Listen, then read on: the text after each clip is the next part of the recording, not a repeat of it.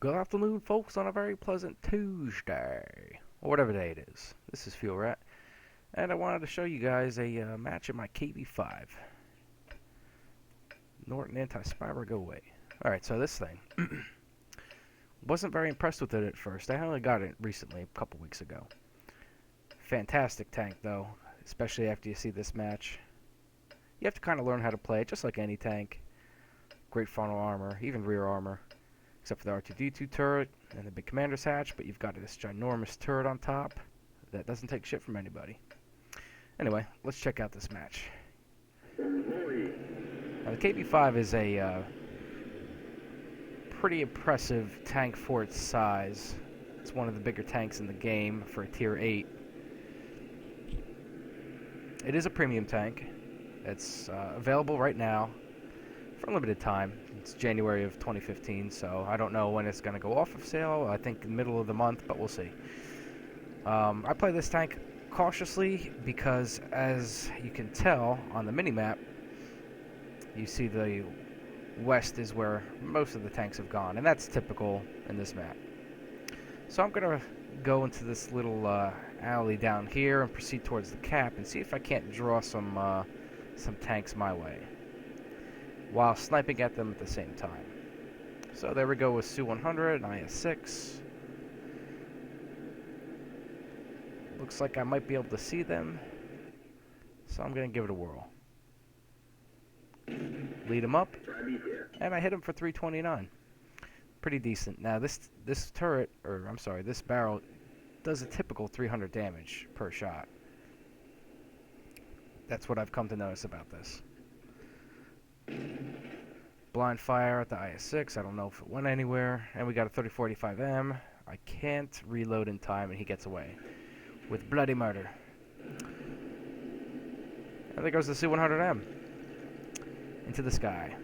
Run this tree over because he was in my way. So the KV-5 is, I think it's a love-hate tank for most people. Number one, you got to pay a little bit for, to even get this. Number one, unless you're lucky enough to get it as a gift or win it in a mission. But you have to kind of learn how to play it because it's slow. Doesn't have exactly the greatest alpha for its gun, and it doesn't have very good penetration. That's the weakest point, I believe, of this tank. But the armor, if you know how to angle well and hide that little R2-D2 turret, you can do some damage, as you will see during this. So the IS-6. Wishful thinking. I'm going to go for it anyway. And I bounce. Let's see. And I bounce again. The gun is pretty accurate on this thing. I mean, from that far away, I don't know the exact yardage. Didn't look at it. But, I mean, I had 2 direct hits on his turret. Wasn't a very big target. I see a bulldog coming behind me. He wants to probably peck away at my health. I'm not going to let that happen. Hopefully he doesn't know how to hit me in the R2-D2 turret. And I miss. And he bounces. It's pretty ambitious of a Tier 7 scout. And a surprise from an IS behind. So now I have to determine what I want to do. The bulldog's going to harass me, and the IS is behind there. He bounced the rear. He can do damage. I was lucky enough, or he was unfortunate enough to have bounced that. There goes our Type 64. Pretty evenly matched up at the moment. The bulldog is running. So now the IS is priority number 1. There's nobody behind me, and the bulldog is setting up camp.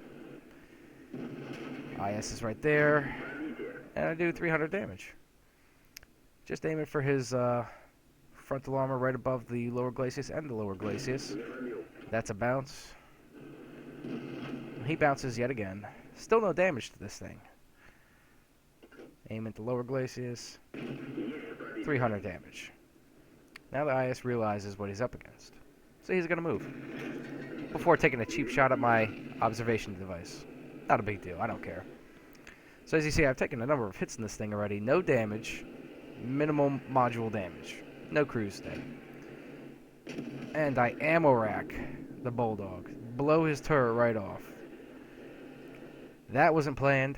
I just went for a quick shot in his front and somehow was lucky enough to have gotten the ammo rack off on him for a clear 750 damage. That is not typical in this tank, but it was pretty cool. So I want to finish this IS off. Can't believe he bounced me on my side. So now he's toast. Except for this T-29 Hellcat that are over this hill. But they're bouncing too. And I've got support. Someone just hit him for 124. So this IS is toast. Another 143. Goodbye. So now we got the Hellcat and T-29. Who wants to die first? Still another bounce. I got full health in this thing. Again, that wasn't fully aimed in, and I hit him. So the accuracy of this gun is pretty good. Another 329.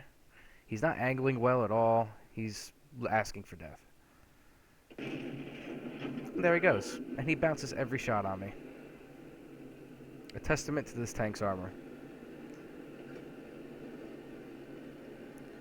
It's not the biggest gun in the world, but you know what they say, it's not the size that counts, it's how you use it. And so far I've been using it pretty well. So let's go back to my little hiding spot over here, since I'm the only tank on my eastern side. KV-5, my doppelganger. He has bounced me as well, and I know exactly what gun he's got. I miss his R2-D2.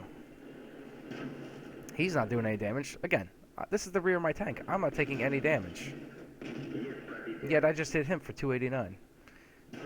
Well, now I'm taking damage. And I wonder from where. I don't see the tank that's hitting me. It must be the low or the Hellcat. And it is the low. Or the Hellcat. Both of them are right there. So the low, I'm going to retreat a little bit and try to take out this KV-5 expeditiously. Kind of sad that. So that's how you could poorly play a KV-5 right there. That was bad. Circumstances were not good for him. So it's low now. Gotta decide exactly how I want to deal with him. I got another tank to back me up. T-150, tier 6. Go for the lower glacis. And I bounce. But I did hit him. Matter of fact, the T-150 right here is the same top gun that I have on my tank. Pesky Scout, he's dead. Give him a bump for measure. And now let's go for blood. We got 2 tanks left. 2 or 4 heavies and TD. I bounce again, but yet we have a TD over there pecking away at him. So I'm going to support that TD. Again, another typical 273. This gun does between 270 and 320 damage on a normal basis. It's again lane for the lower glacis. And there we go, 308 damage. Not afraid of this low anymore, and he's dead. We're down to 1 more tank. The Hellcat, and I think he's dead. Oh, there he goes. So that's a fantastic game in this KV-5. This is the match that made me want to play it. Now let me show you what I did in this tank after I got done with the match.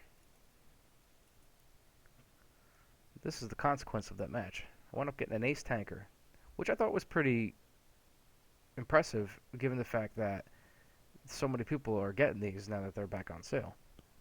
Number of ribbons, and you see I've gotten 3 medals. I've got 127,000 credits, minus the little repairs. I think all in all I wound up with 118,000 and 2,000 credits, and this was not a ×2. Nope, actually, memory fails. It was a ×2. So that kind of just shows you the overall impressivity of the KV-5, which I have to say, didn't like until this match, and I've been playing it since, and it's an excellent premium tank, an excellent credit earner, even on matches that you lose, because again, you're not going to be shooting any premium ammo, because the difference between premium and your standard isn't that big. You got to know where to hit the weak spots. Anyway, I'm going to stop dragging on. This is Fuel Rat. Thank you for watching my first World of Tanks video on the KV-5. I hope you liked it, and have a good day.